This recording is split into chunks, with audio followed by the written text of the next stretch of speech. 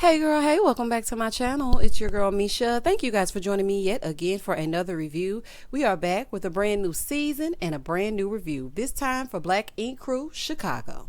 Season 7, Episode 1.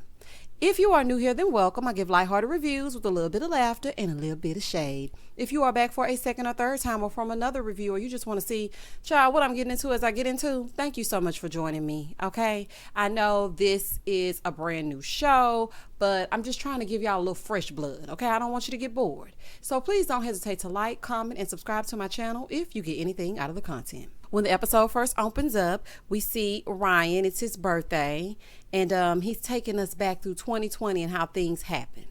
Let me just tell y'all something. Ryan's so motherfucking fine and toxic. Oh my gosh. Let me just say this, okay? Now I know Ryan is for the streets, but honey, just if I had a hall pass, if I actually had a man and I had a hall pass, it would be for Ryan. Now let me tell you why. I just want to see what that back do. Moving forward. Child, I'm just playing with y'all. So they're all on the rooftop and they're catching up. And Don tells us before the pandemic, his family went through a lot. And he and Ashley were on the verge of separating. Child, y'all always on the verge of separating. And what else is going on, child? But the pandemic made them closer. And he started bodybuilding and he's going to open up his own gym. Charmaine and Kitty, they're over there chopping it up about her dad. Oh, Lord, poor Charmaine. Like, even though we know what the outcome is going to be, I cannot help but feel bad for her, man. To be an only child, to lose both your parents, and then you're starting a family, and your daughter isn't going to have that set of grandparents. She's not going to be able to grow up with all the great things that you had and get to know your mom. And baby, I know that mama was going to fawn all over Charmaine's daughter. Do you hear me? And the daddy. Child, I just feel so bad for her. So anywho, that's just a side note. She fills us in on her life and her mom passing, finding out her dad had stage 4 cancer. Listen, can we please find a cure for cancer? Honey, I don't know who I'm speaking to, but I'm speaking directly to you. There has got to be something that we can do. Every day someone has been diagnosed with this life-altering disease, and honey, it's both her parents. She says she is happy, though, that God blessed her with Neek and her daughter. So then we catch up with Phor. He moved to D-Town for his music. That's Dallas. But he's back in Chicago until his new boo, Nina, has the baby. They met on Instagram and it went down in the DM. And now she's having his baby. So you're having my baby. No, I'm just kidding. Child, I love it. Moving forward.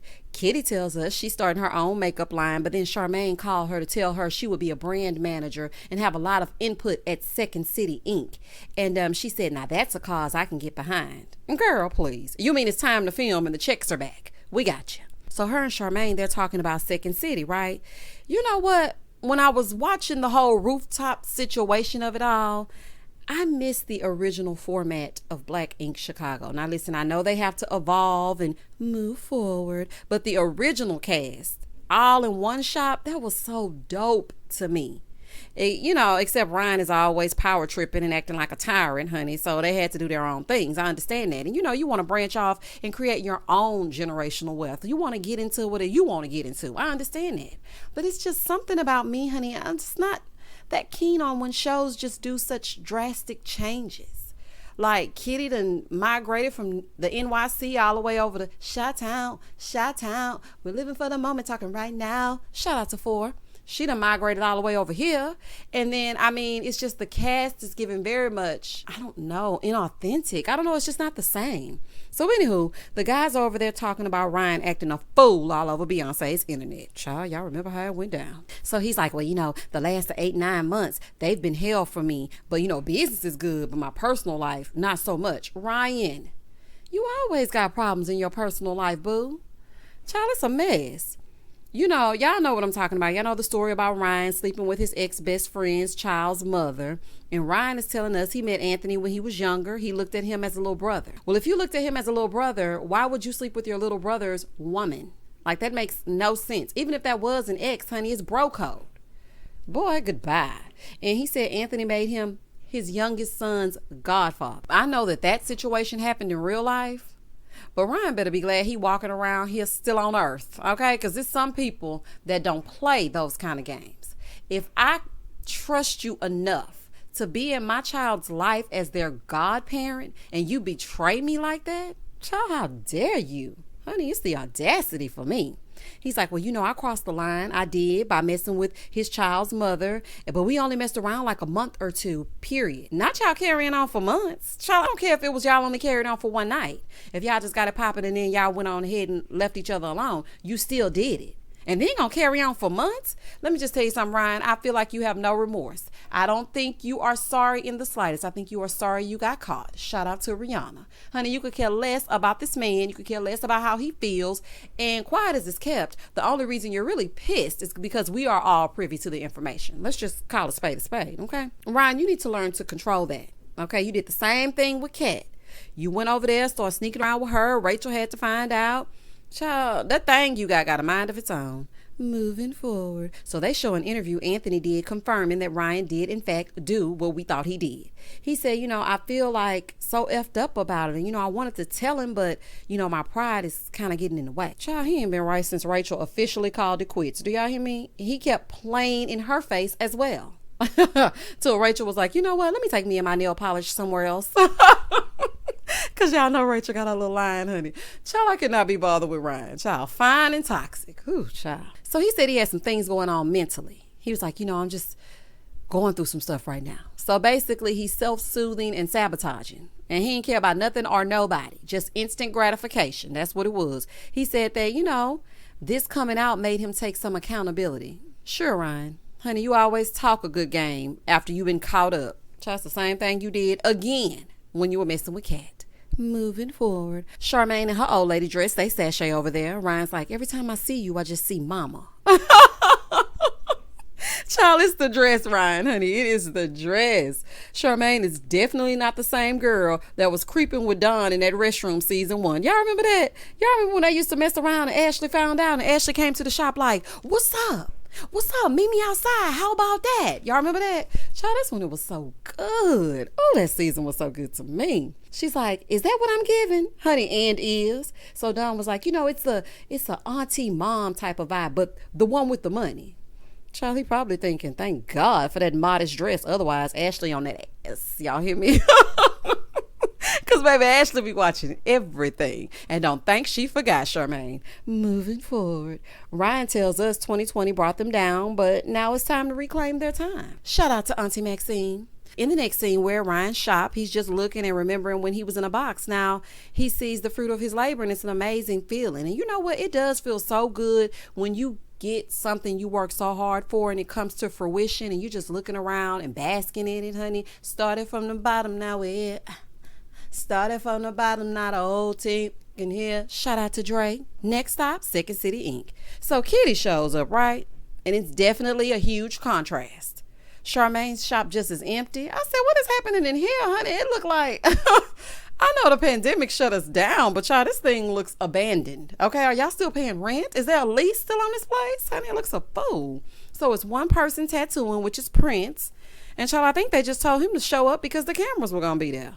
So back at Ryan's shop, he's talking to Shogun about bringing a potential new artist in. Nobody is really in the shop from the old crew. Don is opening a gym. Phor is focused on his baby and his music. And Shogun is now going to be the lead artist, so he's trying to find more talent. Meanwhile, over at Empty Tattoo Shop Inc., Kitty is talking to Prince about having more female energy in the shop. See, what I'm noticing is, this is what happens when you see someone who has a passion for something versus a person who's just opening up something to compete. See, Charmaine opened that shop and she just wanted to go and do the same thing that she saw Ryan do. But she didn't really have a passion for tattooing. It's kind of like that meme that they have all over Instagram. You can copy the recipe, but the sauce won't taste the same. That is what this is very much so given. Now, don't get me wrong, honey. I want our women to shine, honey. I want them to really excel, especially a black-owned female business. Honey, let's get into it. But Charmaine went over there and started selling sea moss. Child, she could not be bothered. Baby, Charmaine was like, look, this shop gonna have to take a back seat, honey. I got a lot going on right now. And I understand that, Charmaine. So over at Ryan's shop, he's like, we got the most female tattoo artists. Meanwhile, Kitty is saying that they need to know that it's going to be a black-owned female tattoo shop, and they don't really have those in Chicago. Back over here with Ryan, he's like, yeah, we got the most out of anybody. I'm like, oh, child, this is going to be a war of the female tattoo artists. So Charmaine pops in looking like a vibrant auntie straight out of the matronly section of Fashion Nova. I'm like, Charmaine, girl, oh, God, honey, what are you wearing? Girl, it's a fool. So anywho, Charmaine talking about, I see you in here making money, tatting. Girl, ain't nobody in this shop. I'm like, Charmaine's still crazy. Honey, that ain't nobody in here. You got one client. I think he was doing something small on her, honey. He left her completely over there while he went and talked to Charmaine and Kitty, honey. He was just happy to see a sign of life. He was like, oh my God, another human being. Honey, he thought he was hallucinating for a minute. So he has completely forgotten about his client and he starts talking. So they're talking about the changes Charmaine wants to make to Second City Inc. So she's like, I really want to focus on being the best manager. I want to be more hands-on. I want to make some changes to the aesthetics. So, we can stand up next to Ryan's shop and look like a real tattoo shop. Well, honey, you got a long way to go. Honey, let's get into it if we're going to get into it, Charmaine. Moving forward. So they're walking around and see the mural that Prince painted in remembrance of Fly. Now, y'all remember he was a tattoo artist on Black Ink Cruise Chicago last season. And, I know some people were speculating some things about his death and what was surrounding it. I don't really know how it played out, so I'm not going to speak on that. I'm just going to go with the beautiful flashbacks that they provided us, okay? So Prince is painted a mural in his remembrance, and, he said he didn't get a chance to celebrate him. He wanted to throw a party or do something, but because of the pandemic, he wasn't able to do that. So they show flashbacks of Fly and his time with Second City Inc. Child, that was so sad. I was like, oh my gosh, honey, so much death. In the next scene, we see Charmaine doing her radio show from the house, and she got a promotion, so now she's doing the midday slot, right? But Neek and her little twin, they loud as okay. They making all kind of noise, banging pots and cups and plates. I'm like, oh, child.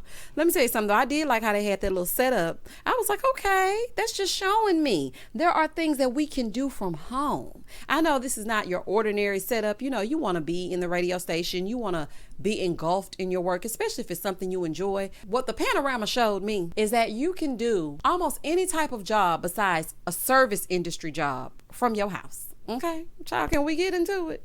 So she's like, Neek has really stepped up and stepped in to help her. Charmaine, I see you, honey. I'm looking at the house, honey. The place is litty. I said, okay, Charmaine, honey. Charmaine has really come a long way. So she said, she can't wait to get out of the house and get back to Second City Inc.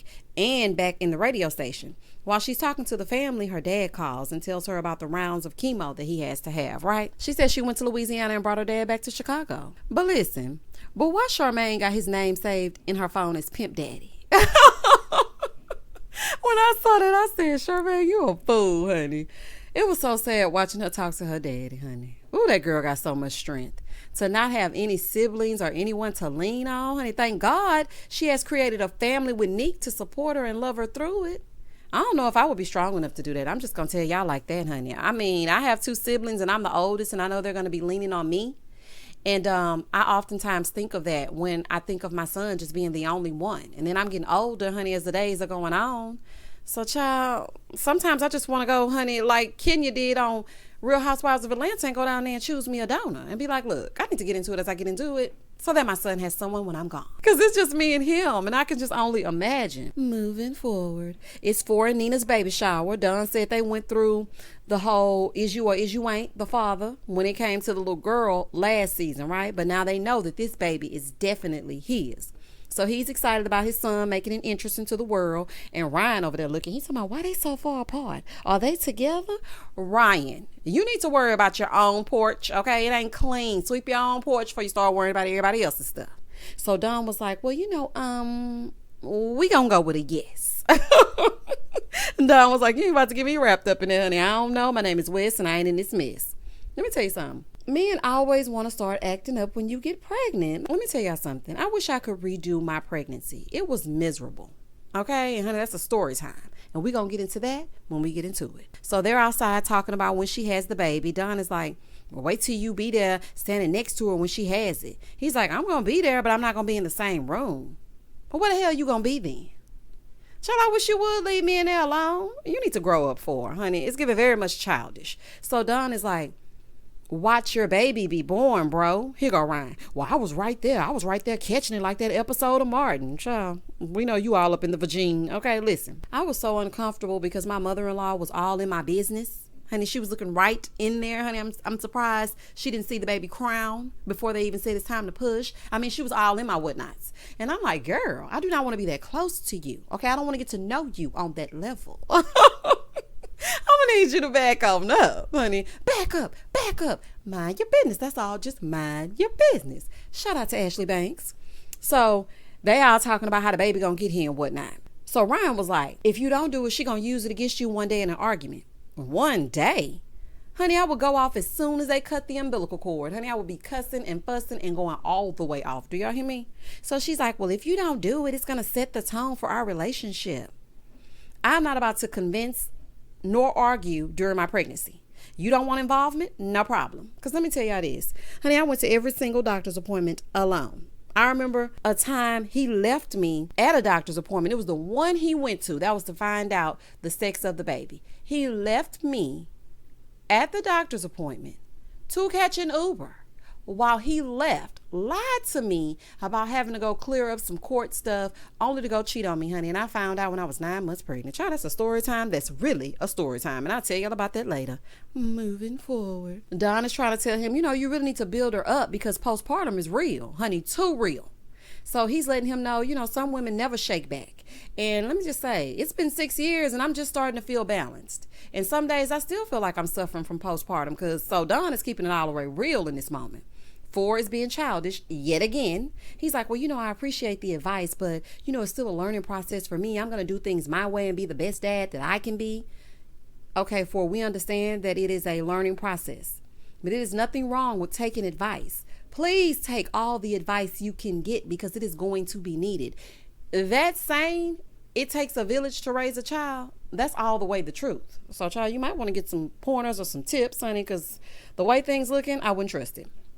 So then we hear Charmaine give a shout out to Don because he's hospitalized because of heart issues. And I remember hearing about this all over Instagram.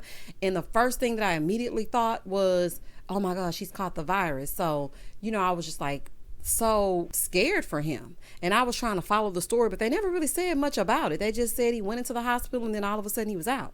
So he tells us he thought he was having a heart attack and he was having chest pains and palpitations and chest tightening and everything. In the next scene, Charmaine and another one of her ensembles, they go to meet Ryan on the beach to walk and catch up. Girl, this wardrobe, honey, whew. Their relationship was rocky, she said, but after her mom passed, he was very supportive of her. They're both super worried about Don, and Ryan said he was going to go up there and visit him as soon as they were able to. So Ryan starts talking about the way Anthony found out about him and that ex. She was in the shower. He asked her son to open the phone, and that's where he found the text messages. He said he went straight to Rachel. Child, she be so unbothered. She know Ryan on that BS, honey. That's why she never took him back. She knew, honey. She was like, you know what? Let me respect myself and go ahead and exit stage left. So he said, he was trying to fill a void because of everything he was going through with Rachel. And, things were just spiraling out of control and the panorama happened. Okay, Ryan, honey, excuses. Charmaine is like, well, it's been a year and people still won't let you get past that. Charmaine, honey, I don't know how many years you've been in quarantine, honey, but what are you and your frock talking about? So let me just paint a picture for you, okay? If your best friend, someone that you grew up with, someone that you called a sister, I'm just going to use Kat as an example. For the sake of an example, I'm going to use her. I know that they didn't grow up together and all this kind of stuff. I'm just using her as an example. If Kat slept with Neek, you would expect people to just move past it and be like, well, we ain't worried about it, Kat. You good, girl. Don't worry about it, girl. We ain't worried about Charmaine, honey, even though you destroyed her on the inside. It's okay. Like, the man was suffering from cancer. He made Ryan his son's godfather, and then he backed down and slept with the child's mother. Honey, girl, please. Child, I don't know what you're talking about. So he's like, well, the higher you go up, the more they want to see you fall. Boy, gone. So while they're talking, some girls walk by. They're like, hey, Ryan. He's like, hey, let me get some of that pizza. They was like, you can have a whole box. I'm like, child, is it that easy? Hey, Ryan, I'm speaking directly to you. No, I'm just kidding.